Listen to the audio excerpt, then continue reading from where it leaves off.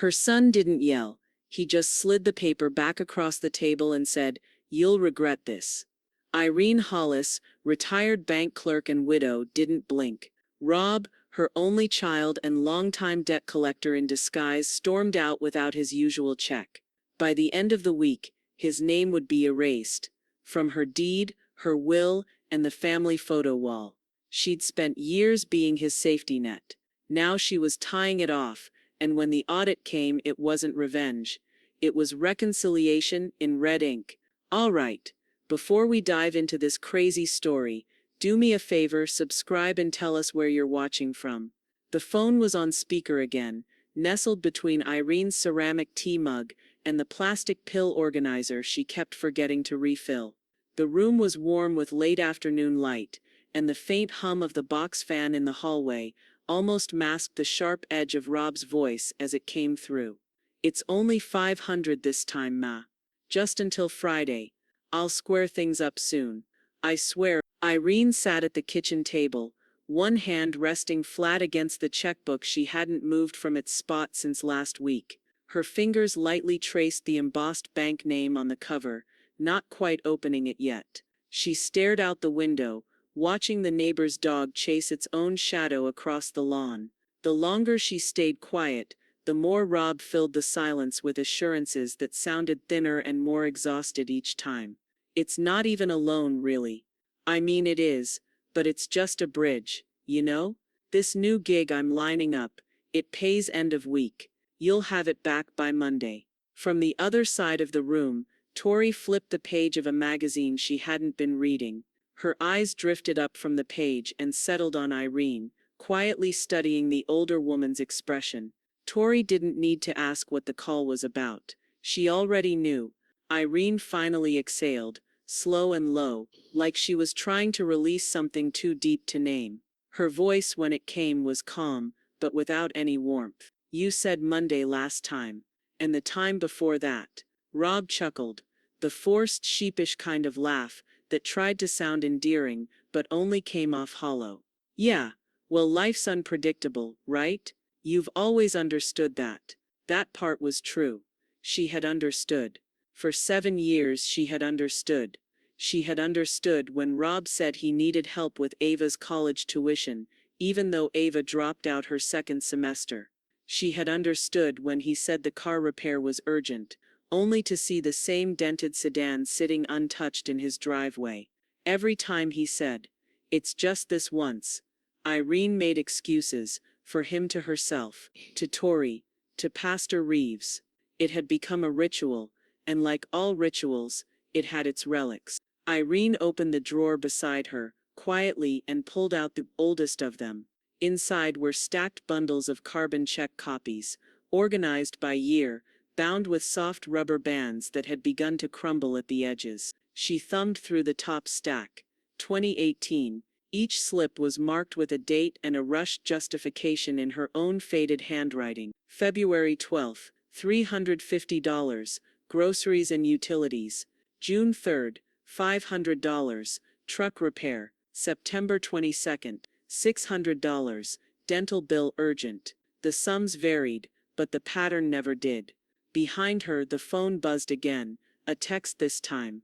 "Kaylee, thanks again. We'll pay you back soon." Irene didn't respond.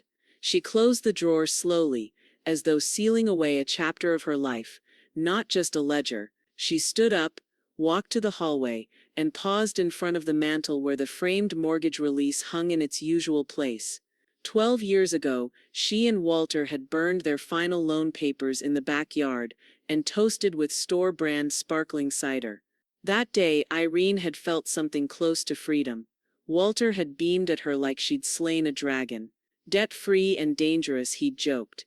Now the same house had become something else. A vault they kept stealing from without ever bothering to jiggle the lock. From the corner, Tori spoke quietly, her voice a soft question wrapped in concern. "Do you want me to handle the envelope?" Irene shook her head. "No, I'll do it. One last time." She wrote the check carefully, not rushing through the numbers. She signed her name, folded it into a plain white envelope, and placed it at the edge of the table, just under the sunlight pooling through the kitchen window. Then she sat back down, this time with both hands folded over the checkbook, like she was holding something still alive. The office smelled faintly of old carpet and lemon-scented floor wax. A scent Irene had always associated with things that were important, but never urgent. David Sloan, her attorney for nearly 15 years, moved with the precision of someone who'd watched too many clients wait too long to protect what was theirs. The grant deed sat on his desk between two neat stacks of forms. Her full name, Irene Marion Hollis, was typed cleanly in the transfer box. Just below it, Tori Elaine Bennett, the new owner. David adjusted his reading glasses and looked at Irene, his voice even. Once you sign this, the house becomes hers. Irrevocable. No loopholes. No room for arguments later. Irene nodded without hesitation. That's what I want. She signed with a slow, practiced hand, every loop and cross of her name landing with silent finality. David turned the document, signed as witness and notary, and then began sliding it into a legal-sized envelope, sealing it with a strip of packing tape for good measure. You sure you don't want to file it publicly yet? Not yet, Irene said, her tone crisp. It needs to be somewhere, quiet, but permanent. David studied her for a moment, then reached into his drawer and handed her a plain white label and a black Sharpie. She took both, and in tidy block letters wrote medical folder, do not open that night. The house was still. The late summer heat clung to the walls, and even the cicadas outside had gone quiet, as if holding their breath. Tori stood in the living room, holding the envelope like it was something radioactive. Irene sat on the edge of the recliner, her feet flat on the hardwood, watching Tori's reaction without expression. I don't know what to say, Tori murmured. I thought maybe you'd add me to your medical power of attorney, or a savings account. But this? Irene's gaze didn't waver. You've been more of a daughter to me in 2 years than he has in 7. He collected. You earned. Tori sat down slowly, still holding the envelope in both hands. He's going to see this as betrayal. No, Irene said, her voice cooling. He'll see it as punishment. That's how men like Rob process anything that doesn't serve them. A long silence followed, broken only by the slow turning of the ceiling fan above them. Tori looked over at Irene, eyes soft but steady. You don't owe me this. I don't, Irene agreed. Which is why I'm giving it. The next morning brought with it the soft knock of a familiar hand. Pastor Reeves stood on the porch in a pale blue short-sleeved button-up, Bible tucked under one arm, his gray curls haloed by the morning sun. Irene opened the door before he could knock again. Well, there's a sight for old eyes, he said, smiling. You still remember where the porch swing creaks, she replied. Stepping aside, they sat outside with mugs of weak coffee and watched a bird peck around the hydrangeas that had never bloomed properly since Walter passed. The silence between them was that comfortable kind, the kind only earned with decades and funerals and casseroles shared in hospital waiting rooms. After a while Irene spoke, almost too quietly. What would you do if your child kept taking from you? Not once, not in a desperate moment, but like it was just the cost of your love? Pastor Reeves didn't answer right away. He reached down and adjusted the tilt of his mug, collecting his thoughts like pennies in a jar. I'd pray, he said finally, and then I'd close the account. Irene let out a breath, a half laugh, half sigh, and nodded slowly. That's what I'm doing. He looked at her, his eyes gentle but knowing. You need peace more than you need fairness, and you've earned both. They sat for a few more minutes, letting the quiet settle like dust around their feet. The kitchen table had always been Irene's workspace, for bills, for letters, for things that mattered enough to need ink. That morning its smooth oak surface was stripped bare, except for one weathered spiral notebook and a fountain pen she hadn't used since Walter's funeral thank you cards. Tori stood at the counter, slicing a pear into even pieces. She wasn't hovering, but her presence was steady, quiet companionship more than watchful concern. Irene's eyes flicked to the notebook, then back to the blank line at the bottom of the last filled page. The entries above it were written in neat slanted cursive, pages and pages of dates, amounts, and short, bitter explanations. August 2017, $450, bridge until payday. February 2018, $900, emergency dental surgery. May 2019, $1,200, car trouble. March 2020, $300, COVID layoff. December 2022, $700, back rent again. The notebook didn't look like much. A blue mead with dog-eared corners and a cracked spine. But to Irene it was the unspoken biography of her motherhood in decline. There was no poetry here, just math and tolerance. She picked up the pen and wrote slowly. June 2020, $800. Final request, no quotation marks this time. No justification. She put the cap back on the pen, let her fingers rest on the paper for a long moment, then closed the notebook and slid it into a manila envelope. "We're meeting David at noon," she said to Tori without turning around. "Tell him it's ready to be made official."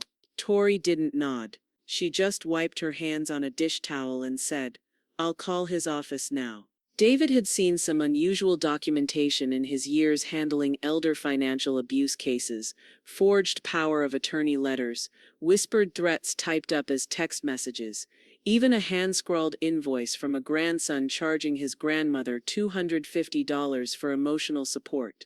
But he'd never seen anything like this. Irene slid the envelope across the polished conference table without ceremony. Every check, every transfer. 7 years. David took his time flipping through the ledger. "You dated every one, down to the week," she said. "I wanted to believe he'd make good on them, but that kind of hope requires paperwork." David chuckled under his breath, shaking his head. "You kept better records than most bookkeepers I know." "I was one," she said flatly. "At Farmers and Valley, 26 years. You learn not to forget numbers." He nodded and opened the scanner tray. As the pages fed through, he pulled out his notary stamp, thumbed the ink pad, and pressed it firmly at the bottom of the final page. It left a perfect red rectangle, clean and irreversible. Back at the house, the phone rang. Not Rob this time, but Kaylee. Irene let it go to voicemail. A minute later the text came through, chirping its artificial brightness. "Hey Irene, just checking in. Rob and I were thinking it's been too long. We should come visit soon. Maybe this weekend." Tori, sitting at the kitchen bar with a book she hadn't cracked open yet, glanced up as Irene read the screen. "They only call when the balance is low," Tori said softly, not needing to ask who it was. Irene didn't answer. She opened her voice recorder app, tapped to start a new memo, and waited 3 long seconds before speaking. This wasn't generosity. This was survival. She paused again, her thumb hovering over the stop button, then added, "And I think I've finally survived enough." She hit stop, saved the file, then turned off the phone, and placed it face down on the counter. The screen door creaked open before the knock even landed. Irene had been watching from the front window, her tea untouched, already lukewarm. She hadn't pulled back the curtain, just listened for the tires crunching gravel in the driveway, the familiar groan of the car's suspension, the impatient idle of an engine never fully turned off. Rob stood on the porch in a faded polo and jeans that sagged slightly at the knees. His beard had gotten patchy, too long in some places, missing entirely in others, and his eyes darted past Irene's shoulder toward the hallway, like he half expected to see the envelope already waiting on the entry table. "You look good, Ma," he said, flashing the practiced grin he always used when trying to sell something. Irene didn't move aside. "You alone?" He tilted his head toward the car parked on the street. Kaylee stayed in the car. "She's not feeling great." Irene looked past him, and saw Kaylee reclined in the passenger seat, sunglasses on, thumbing through her phone like this was a drive-through stop, and she'd already placed her order. The engine was still running. Without a word, Irene turned and walked back inside. The door stayed open, an invitation, but not a welcome. Rob followed, pausing in the doorway to look around the living room like a guest. Even though it had once been his childhood home, nothing had changed. Same sofa, same lamp, with the shade slightly crooked, same scent of lemon oil, and something faintly medicinal, but it felt different. Smaller, maybe, or colder. Irene walked into the kitchen and set two mugs down, one in front of the chair across from her. She poured the coffee slowly, the kind of deliberate pour that didn't leave room for small talk. Rob sat, hands clasped together on the table, bouncing his knee like a metronome. Appreciate this. Really just needed to plug one more hole, you know? Things have been tight with Kaylee's hours getting cut, and she slid the paper across the table. He stopped talking. It was a single sheet, typed in large, clean font. At the top was her name. Beneath it, a heading summary of financial assistance rendered, 2017-2024. Below that, a ledger. Total loans, no repayments. A bolded line at the bottom, inheritance disbursed in full, additional disbursement not applicable. Rob blinked at the page, reading it twice before he spoke. Is this a receipt? Irene folded her hands in her lap. It's what you asked for. Just not the way you meant. He gave a short, incredulous laugh. You're kidding. She didn't answer. Rob leaned forward, tapping the paper with one finger, his voice rising. What is this supposed to mean? You think a spreadsheet makes it okay to cut your own son out of your will? I didn't cut you out, she replied. You cashed yourself out. One withdrawal at a time. He leaned back in his chair, scoffing. You wouldn't do this. Not really. You're just trying to scare me. Read the last line, she said. He did. Then he read it again. His expression shifted. The usual blend of entitlement and charm started to falter, revealing something angrier underneath. This is spite, he snapped. I asked for help, not a contract. What kind of mother keeps score like this? Irene stood slowly, collecting the coffee mug she hadn't touched, and walking it to the sink. The kind who finally learned what interest looks like, she said, voice even, not just in money, in consequence. Rob's eyes darted toward the front window again. He seemed to realize how long Kaylee had been sitting in the car, waiting for a thumbs up. He didn't give it. The front door slammed so hard behind Rob that the frame rattled. Irene didn't flinch. She was already rinsing the untouched coffee down the sink, her movements calm and measured, like she was washing off more than liquid, like she was cleansing the last 7 years from her fingertips. Outside, Rob took the porch steps 2 at a time, his jaw clenched so tight it looked like his molars would crack. Tori had just come around the side of the house, arms full with a bag of yard clippings and a broom. She froze when she saw him coming. You think this is funny? Rob barked. You think you've earned the right to play homeowner? Tori didn't blink. She set the broom against the railing and lowered the bag slowly, like she was giving him a chance to breathe. I'm not playing anything, she said quietly. The deed was signed, notarized, and sealed 3 weeks ago. She transferred the house. I accepted it with love. Rob let out a laugh that had no humor in it, a guttural, strangled sound. Love? You're her nurse, not her daughter. You think spoon-feeding her soup and reminding her about blood pressure meds makes you family? From the car, Kaylee stepped out and slammed the door. Her heels clicked angrily across the pavement as she marched toward the porch. This is theft, she spat. You manipulated her, took advantage when she was vulnerable. I was never vulnerable, Irene said from the doorway. Her voice cut clean through the August air. She didn't raise it, didn't shout, but it landed with the weight of a gavel. She stepped onto the porch, standing just behind Tori. Her hands were empty. She brought no apology, no explanations. Kaylee turned to her with wide, indignant eyes. You seriously think this is okay? Giving away your house to a woman you've known 2 years while your son collected, Irene interrupted. He collected. Tori earned. Rob stepped closer, crowding the porch, his voice low now, not pleading, not angry, just sharp with a calculated threat. You're making a mistake. A big one. You're old May. This little power play won't keep you safe forever. Sooner or later, you'll need us. Irene met his eyes for a long time. Her stare was steady, stripped of sentiment. When she finally spoke, her voice was as even as it had been over every check, every phone call, and every Every time she'd swallowed her doubt to believe in the idea of family. I needed you for 7 years. You gave me bills. Rob looked stunned, as if the finality of her words had landed somewhere deeper than he expected. Kaylee grabbed his arm, trying to pull him back toward the car, but he jerked away. Tori stepped forward then, calm but firm. David already sent a full packet to your lawyer. Deed, medical evaluations, ledger, all legal, all final.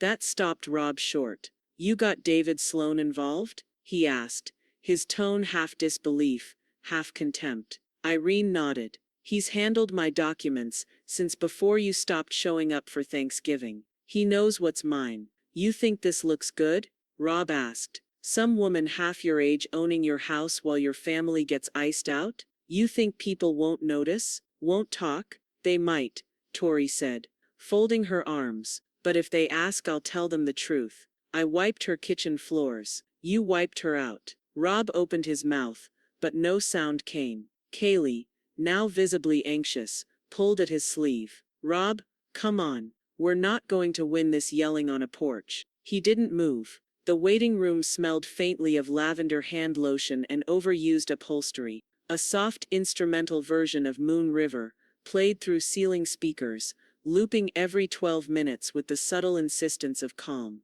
Irene sat upright in the vinyl chair, her purse on her lap, ankles crossed neatly. She had chosen a lavender blouse and pressed slacks, her hair curled into its usual soft shape. Not for vanity, for clarity. She didn't intend to look fragile today. Across from her, Tori sat with a folder tucked against her chest, thick with paper, documented logs, blood pressure charts, medication dosages, meal records, 2 years' worth of proof that she hadn't been playing caretaker.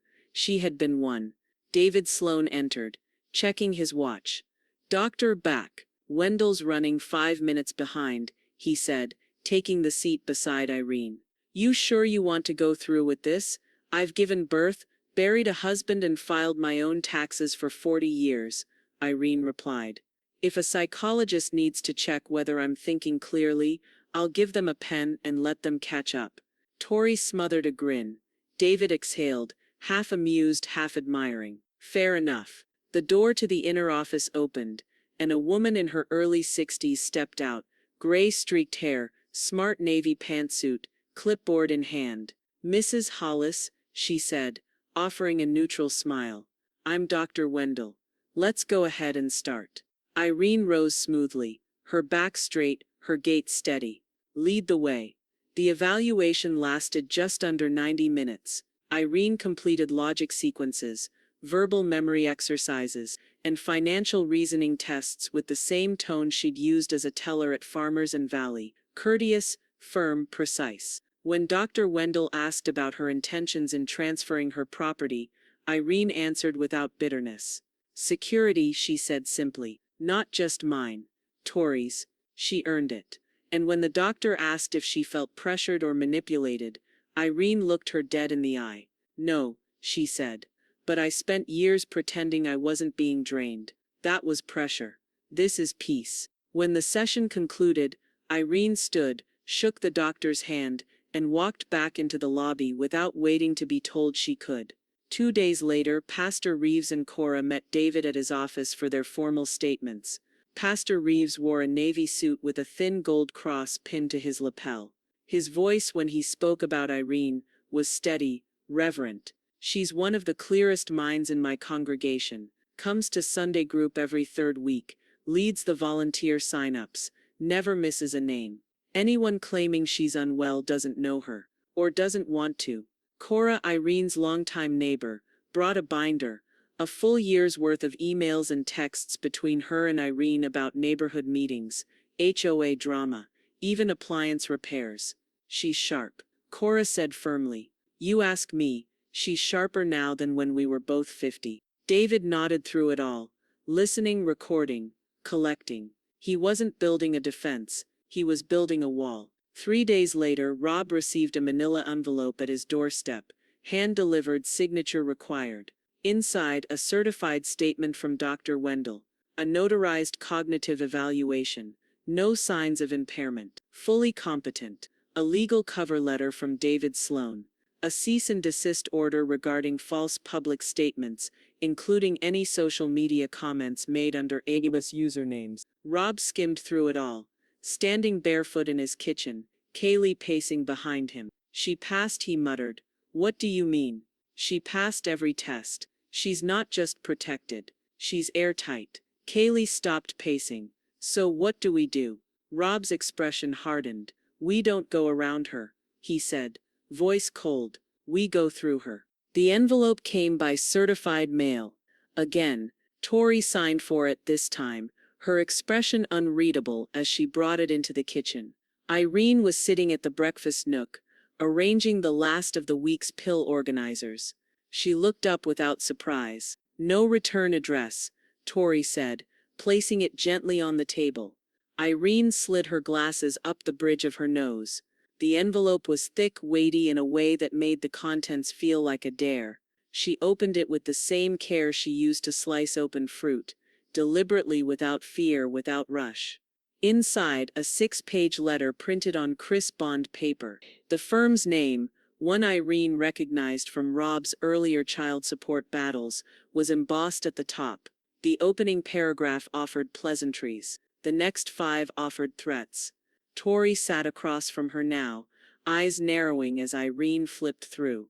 Rob was proposing what he called a private family compromise, a return to shared ownership of the home, with Tori removed from the deed, in exchange for Rob formally dropping all public concerns about elder manipulation. In short, drop the walls, share the house, and this can go away quietly. Irene reached the final paragraph and let out a breath that was almost a laugh. He wants a reward, she said, eyes still on the page. A reward for 7 years of taking. Tori didn't blink. He wants a leash, she said. One with pearls on it. David Sloan met them the next morning in his office, already sipping his second cup of coffee when they arrived. He'd seen this tactic before. Coercive compromise. A paper trail masked as a white flag. He read the offer in silence, lips pressed into a flat line. When he finished, he tapped his pen once against the margin before setting it aside. Thinly veiled extortion, he said. And poorly drafted. I expected a different kind of trap, Irene said. But I suppose this one still snaps shut. David nodded once. You want my advice. I didn't come here for decoration. He smiled briefly and pulled out a fresh sheet of letterhead. My response will be short. 1 paragraph, clear and final. He began writing, dictating softly as the pen moved across the page. All prior transfers of money from Irene Hollis to Robert Hollis are acknowledged as non-repayable gifts, not loans, and carry no expectation or legal obligation of shared equity, inheritance, or restitution. All legal and medical documentation affirms the property deed is lawfully transferred. This matter is closed. Tori looked at Irene. That's what peace sounds like, she murmured. Irene didn't answer. She was watching the printer as it came alive, slowly releasing the single-page rejection that would be slid quietly back into Rob's world. The next afternoon, the doorbell rang, not the sharp, urgent double knock Rob always used, but a gentler press. Irene opened it to find Kaylee standing alone, holding a tin of what looked like lemon bars. The edges of her makeup had started to fray under the summer heat. She gave Irene a small apologetic smile that didn't quite reach her eyes. Hi, Kaylee said. I wanted to come by myself. Just to talk. Clear the air, maybe. Irene stepped aside, not out of warmth, but to give her the opportunity to reveal what this really was. Kaylee sat at the kitchen table like she was auditioning for Grace. She made small talk, asked about Irene's garden, even complimented the throw pillows she hadn't noticed in years. Then she folded her hands neatly and leaned forward. I just think there's still room for healing, she said. You're his mother. That's never going to change. Irene reached across to the counter, pulled a single white envelope from beneath the newspaper, and slid it gently across the table. This is my response, she said. Have him read it. Kaylee hesitated, then picked up the envelope. She opened it. just enough to glimpse the Sloan letterhead, and paled slightly. "I thought maybe you'd give this more time," she said. "I gave it 7 years," Irene replied. The kitchen table was covered again, not with breakfast, not with mail, but with proof. Receipts yellowed at the edges. Bank transfer printouts, some ink barely legible. Carbon copies from checkbooks long since retired. There were line items scribbled on deposit slips, notes written in Irene's tight accountant's hand. Rob emergency dental. Rob bridge loan till Monday. Rob just this once. Tori walked in, paused and took in the quiet sprawl. "I thought we'd already done this," she said softly. "We did it for the lawyer," Irene replied. "This one's for me." She was dressed neatly, as always, in slacks and a lightweight blouse that had been ironed that morning. Her hair pinned back, glasses low on her nose. But her voice carried none of the routine politeness she used for company. This was bookkeeping with intent. This was a ritual. She worked in silence, slipping each piece of paper into plastic sleeves, then filing them into a clean navy binder. No cracked edges, no dog ears. A fresh start for old sins. When the final page slid in, she closed the binder and reached for a sheet of Avery labels. With steady hands, she wrote in capital letters, "Legacy Reversal Tori," leaned against the counter, arms crossed. "That's what this is. It's not revenge," Irene said. "Not even closure. It's the receipt they'll never ask for." She placed the binder in the cabinet above the fridge, beside Walter's old coin collection, and the sealed envelope from the funeral home with her prepaid arrangements. The house phone rang, not the shrill, needy ring of a surprise visit, but the pleasant jingle of someone Irene still wanted to hear from. She answered on the second ring. "Nana," Ava's voice came through, bright and hesitant. "Hey, I saw something." Irene smiled faintly. "You'll need to be more specific. I've seen a lot too." It was a post. One of Dad's friends shared some long rant about property theft and what happens when blood means nothing. But the comments, they weren't on his side. Irene's grip on the receiver relaxed. "No," they called him out. "Said you'd given enough. That maybe he should do less tweeting and more job hunting." A pause, and then Ava's voice softened. "I'm proud of you, Nana. I just wanted you to know that." For a moment Irene didn't answer. She closed her eyes, leaned slightly against the wall near the pantry, and let the quiet settle. "Thank you," she said finally. "That means more than any of this paper ever did." Later that evening, she and Tori sat on the porch with glasses of sweet tea, sweating in the Tennessee humidity. The light was golden, soft around the edges, and the neighborhood buzzed faintly, with the sound of sprinklers and cicadas. Tori took a slow sip, and looked out toward the rose bushes that Irene had finally started trimming again. "Do you think he's done?" "No," Irene said simply, "but I am." The cordless phone beside her buzzed. She answered without urgency. David's voice was calm, firm. "Just got off the call with opposing counsel. All claims dropped. No court filings pending.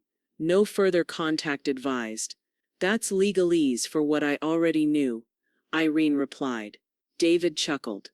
"Well then, consider this the official blessing." She ended the call and placed the phone gently back on the side table.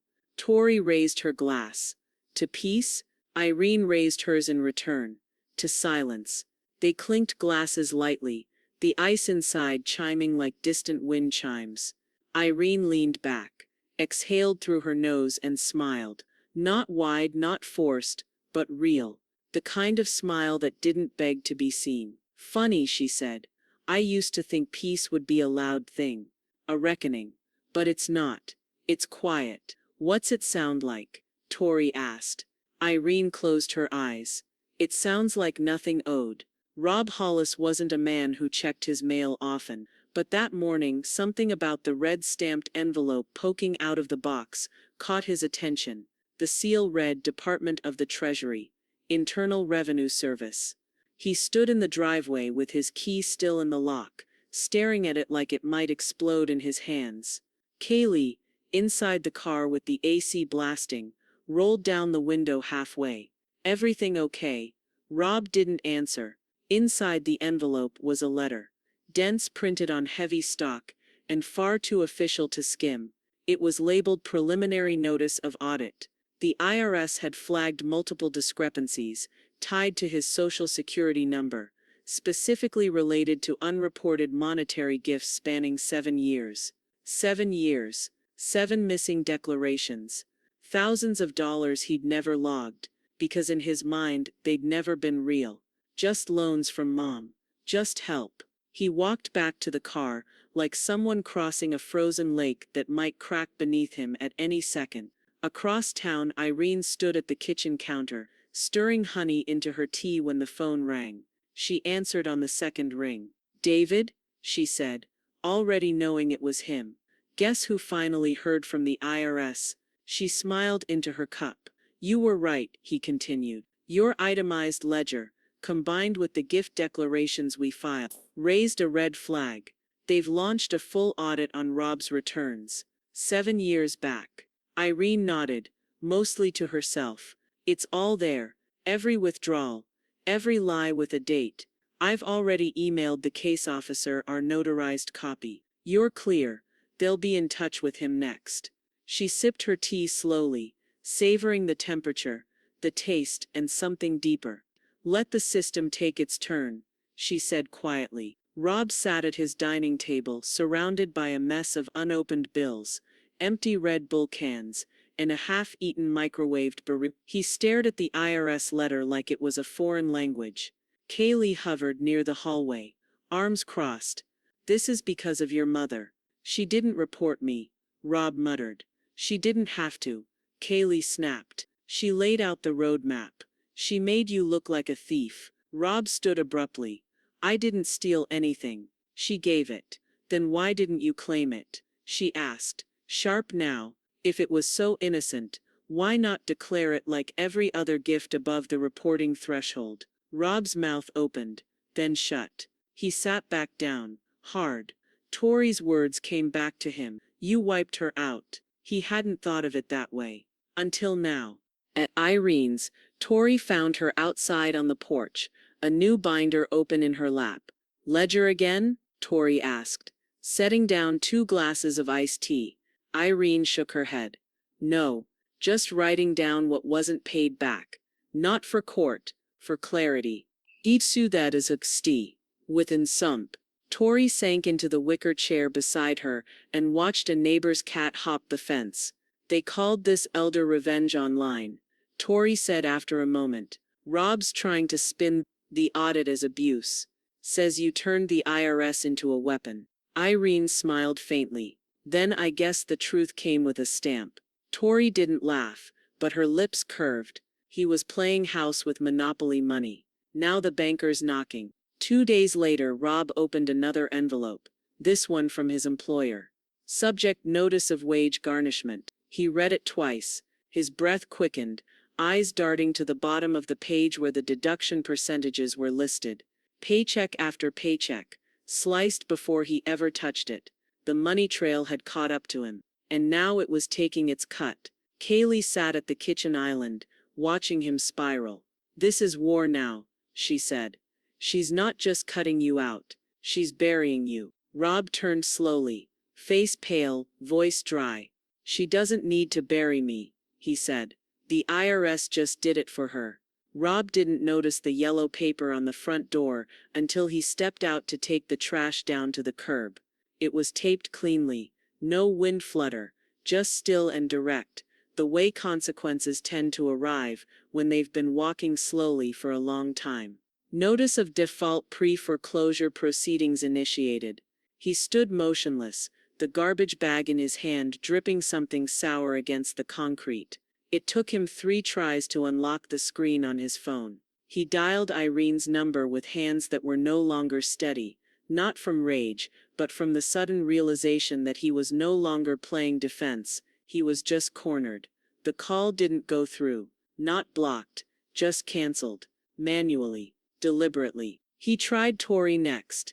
The number rang once, then again, then clicked. "This user is not accepting calls at this time." He stared at the screen, then again, and again. Finally he dropped the phone on the kitchen counter with a muttered curse, and looked over at Kaylee. She told me she'd never hold that mortgage over my head.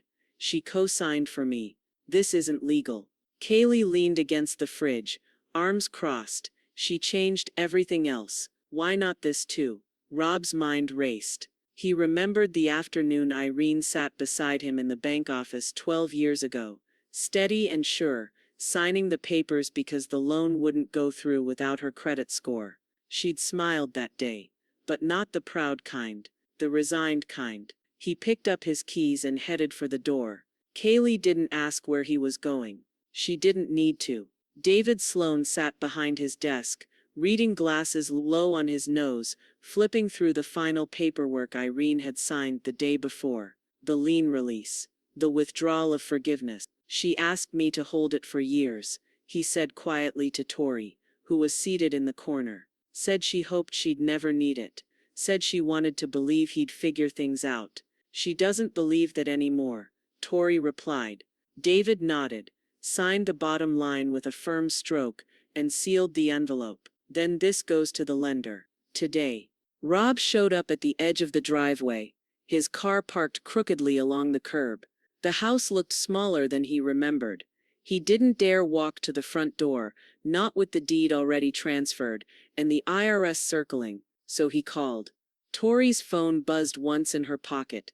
She looked at the screen, then turned it face down on the porch railing without touching it. Inside the car, Rob waited. And when no one came, no one waved, and no one texted back, he put the phone down too. He didn't cry, but something in his posture folded, just slightly. Inside the house, Irene stood in the hallway, her fingers tracing the edge of a picture frame, not the one of the family from years ago, but the smaller one tucked along the far wall. It was a photo of Walter standing beside the front porch steps, sleeves rolled up, holding a can of paint and grinning. He'd painted those steps himself, after his first retirement check cleared. Said it made the house feel new again. Irene had watched him that day, with a glass of lemonade, and something like love lodged in her throat.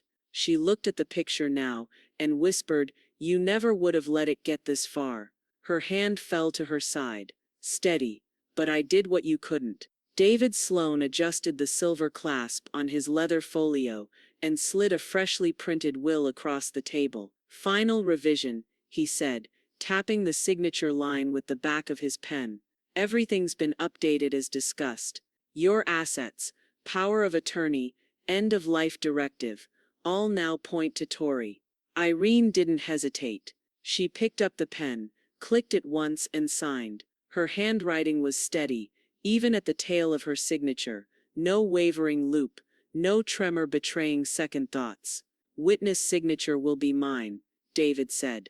"And I've asked Pastor Reeves to come by shortly to bless it, if that still matters to you." "It matters," Irene said softly, "but not because I think I need divine clearance." David gave a small smile. "Still, doesn't hurt to have someone hold it one room, when you erase blood from the page." Irene exhaled, but it wasn't out of guilt, it was relief. "He was never in it, not really," she murmured. "Only on paper." That afternoon, the house was quiet, until it wasn't. A knock, hard and deliberate, shook the front door in its frame. Not the doorbell, not the screen tap of someone with manners, just a fist demanding entry. Tori was folding towels in the hallway when it happened. She met Irene's eyes from across the room. Irene stood, slowly but without hesitation, and walked to the door. She didn't open it all the way, just enough for the brass chain to hold, and the August light to slice through the space between them.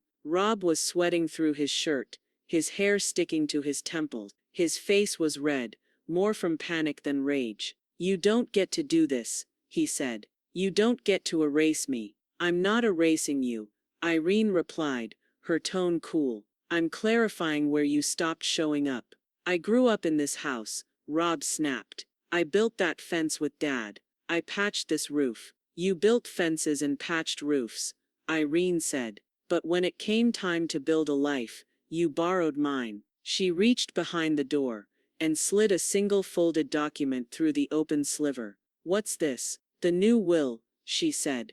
You're not listed. Not here. Not anywhere. He unfolded the document with shaking hands, scanning the names, until he found what wasn't there.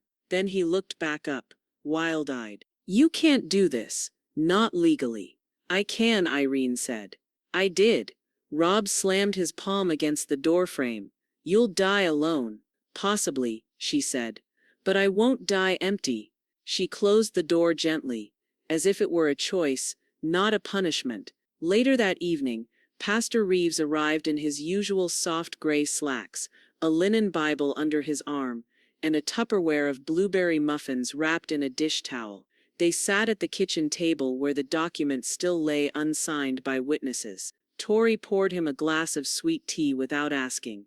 The three of them sat in a triangle of tired reverence. Pastor Reeves cleared his throat, then pressed his palm over the will as though it were a communion wafer. This is a home, he said. And peace is not just quiet, it's a decision. You've made it.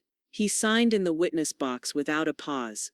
I'll file the church affidavit myself. When he left, Irene walked the new will to the safe tucked behind the linen closet, past the sheets she'd bought on clearance, past the quilts she'd folded from Walter's old flannels. She opened the safe, placed the will inside, and locked it. One key, one lock, one legacy.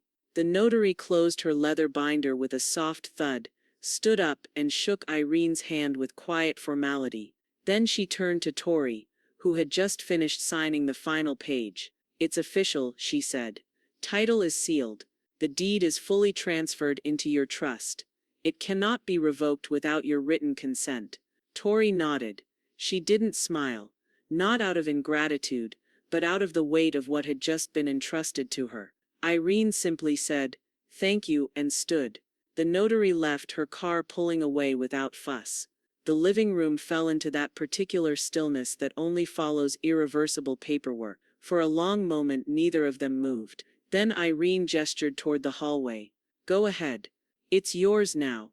Make it yours. By late afternoon the house had begun its subtle transformation. Tori moved slowly, respectfully. The old family photo near the fireplace, the one with Irene, Rob and Walter in stiff Sears poses, came down.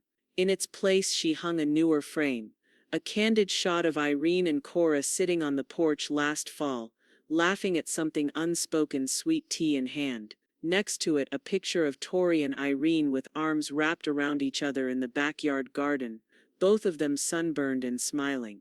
Irene had protested being photographed that day. Tori took it anyway.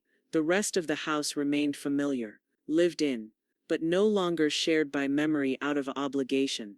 This was not the Hollis household anymore. It was the Bennetts now, and Irene's still, always. But never again Rob's. At 8:43 p.m., Irene's phone buzzed once. The name lit up the screen in that gray, standoffish way.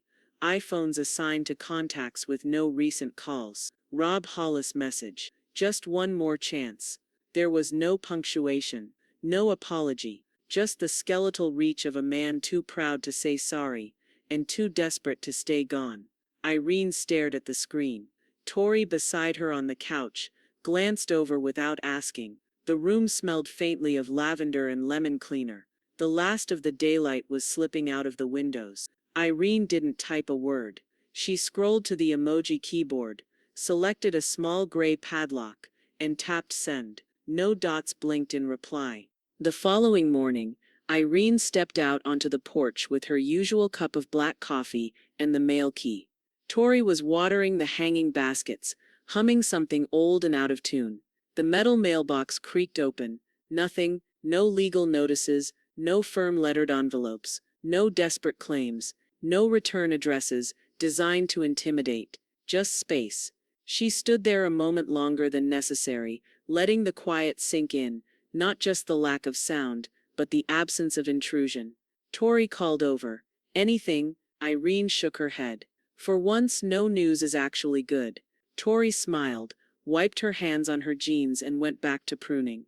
That afternoon, David called. Irene put him on speaker as she organized her medications for the week. Last update from the probate clerk, he said. Rob's challenge was dismissed without hearing. Not enough evidence. No standing. no pathway. So it's done, she said. David's voice warmed. Every angle is closed, Irene. You did it. She clicked the lid shut on Monday's pill case. I know, she said. I feel it. As twilight settled in, Irene lit one of Walter's old cinnamon candles and placed it on the sideboard. She sat with Tori by the open screen door, each of them wrapped in separate silence, not avoiding conversation, just soaking in what wasn't hanging in the air anymore. No phone calls, no threats, no legal fog clouding the table. Just peace. Not perfect, but earned. The envelope was cream-colored, thick and sealed with a red sticker that simply read, "Personal, to be opened by addressee only." Irene held it briefly in her hand before placing it on the table. Tori watched from the stove, a wooden spoon still resting in her hand, tomato sauce simmering low and slow. "You sure you want to send it?" she asked. "It's not for him," Irene said.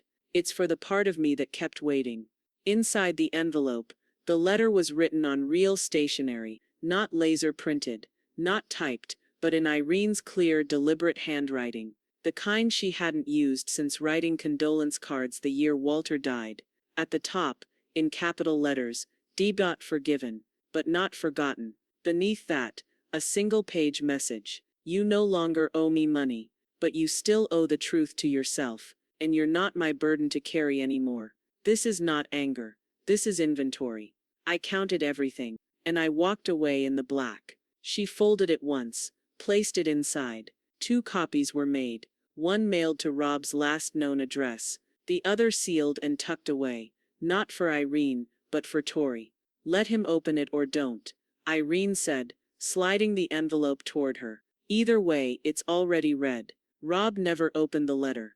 The envelope arrived 2 days later, tucked among a stack of unpaid bills and shut-off warnings. It stayed sealed, unread, and sat on the kitchen counter until it slid behind the microwave during a late-night fight about overdue water service. That week his lights went out. 3 days later, the gas. By Friday, even the Wi-Fi had been cut. He sat alone in the dark, the room lit by the weak blue glow of a borrowed power bank, scrolling through old texts that hadn't buzzed back in weeks, not even Kaylee's. Elsewhere, beneath the full canopy of summer, Irene and Tori walked the shaded path that led down to Watauga Lake.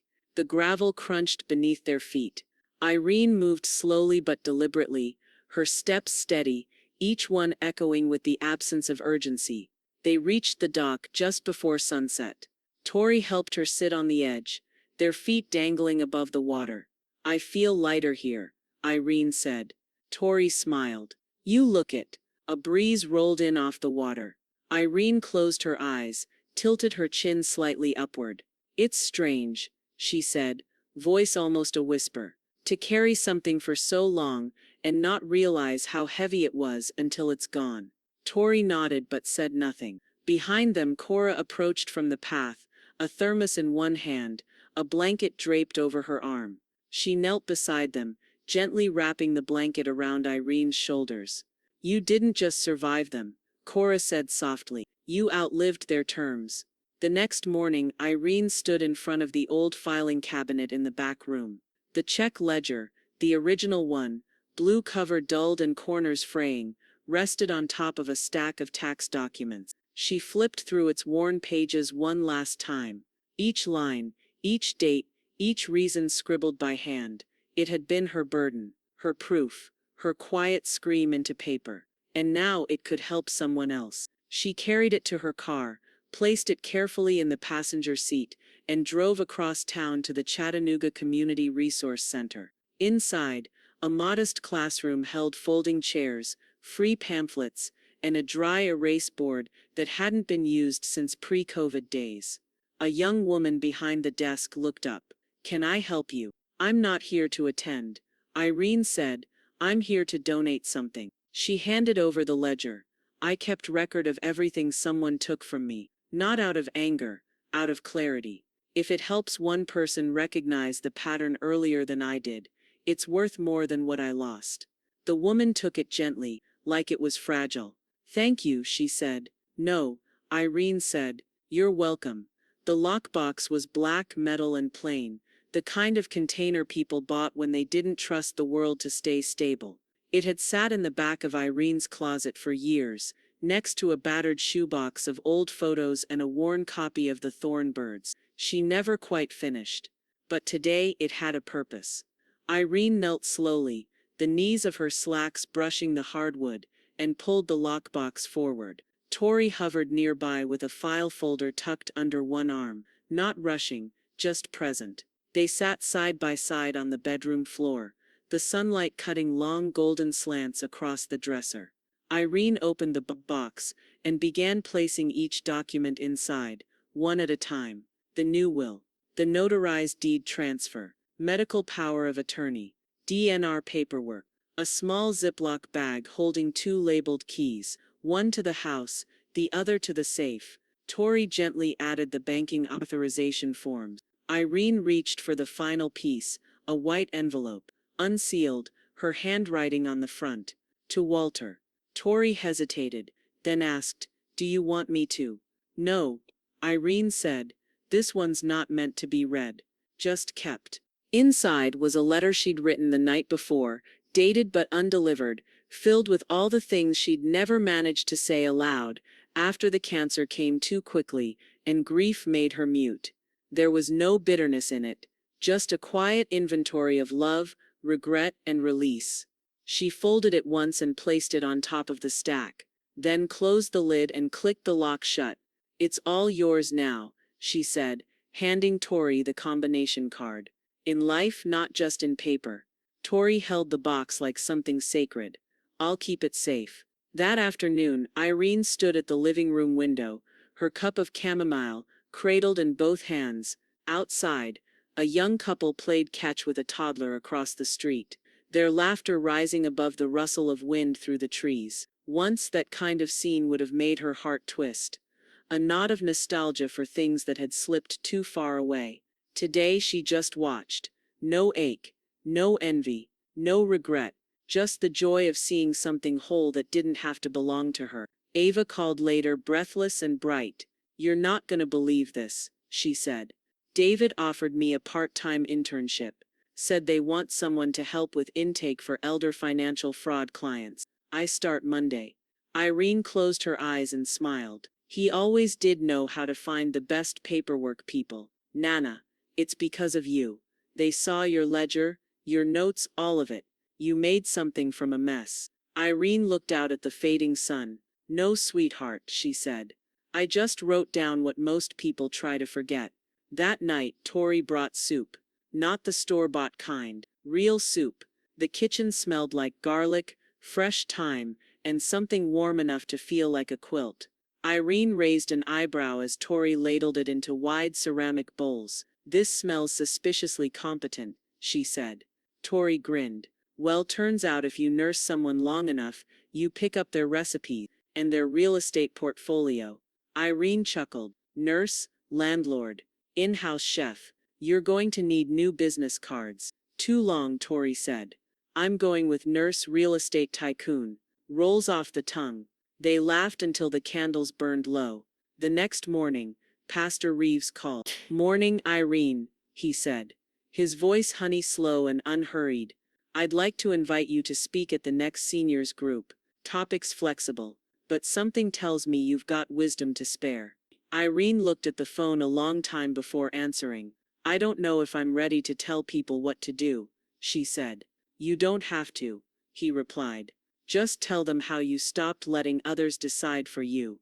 The cursor blinked patiently at the end of the sentence. Irene stared at the screen, glasses low on her nose, hands still above the keyboard. She reread the line again, not to double-check it, but to feel it, to own it. Survived by peace, not parasites. The obituary draft was nearly complete. No floral metaphors, no borrowed sentiments, just facts. Her name, her birth year, her career in community banking, her late husband Walter, her unexpected late-in-life companion named Tori. And that single, unsparing sentence at the end, one that no family member could revise, because none of them had earned the right. Irene saved the file, printed one clean copy, and placed it in a folder labeled Final Docs. Then she shut down the computer and stood. In the entryway, Tori was arranging a fresh bouquet, dahlias, zinnias, and soft white roses, into the green ceramic vase Irene had owned since her wedding registry. She didn't ask if they were Irene's favorites. She already knew. I thought the house deserved something bright, Tori said. It does, Irene replied. So do we. The two women exchanged a small smile. Not ceremonial, not symbolic, just real. By late morning, Ava arrived in her office slacks and a pressed button-down, her ID badge swinging proudly from a sunflower lanyard. It read AVA Hollis, intern, Sloan and Associates. I brought lemon bars, she announced, lifting a small foil tin. Figured I should contribute if I'm pretending to be a professional. Irene took the tin, hugged her once, just enough to feel the pride buzzing under Ava's skin, and stepped back to look at her. You don't have to pretend, she said. You already are one, Ava beamed. Thanks, Nana. You're welcome, Irene replied. That phrase means more in this house than it used to. That evening, the door was closed and locked with an intentional finality. Not hurried, not paranoid, just secure. Irene turned the key once, then twice, slow and firm. She let her hand rest on the deadbolt a second longer than necessary, before stepping back and flicking off the porch light. In the kitchen, the check ledger sat on the table, the same blue one that had once been her running tab of shame and sacrifice. Its pages were worn but clean, balanced. On the front, in her own handwriting, and a single red ink stamp, it now read PA'd not forgiven, not forgotten, just concluded.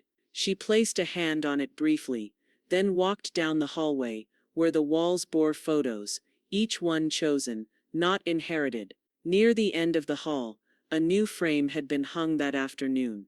Irene, standing on the porch in a crisp white blouse and dark jeans, smiling at the camera with keys dangling from her hand. Not keys passed down, not ones borrowed, the ones she had earned back, one boundary at a time. Tori had taken the photo 2 days ago. Irene hadn't even known she'd snapped it until the print arrived. She paused in front of it, touched the edge of the frame, then turned out the hallway light. In the silence of the house, a breeze passed through the cracked kitchen window, ruffling the corner of a napkin, and nothing else. No voices, no accusations, no footsteps approaching from a car she didn't recognize, just the hum of the refrigerator and the steady rhythm of peace. She didn't need a doorbell camera anymore. She didn't need backup folders, notarized counters, or quick access contact to David Sloan. Everything was settled.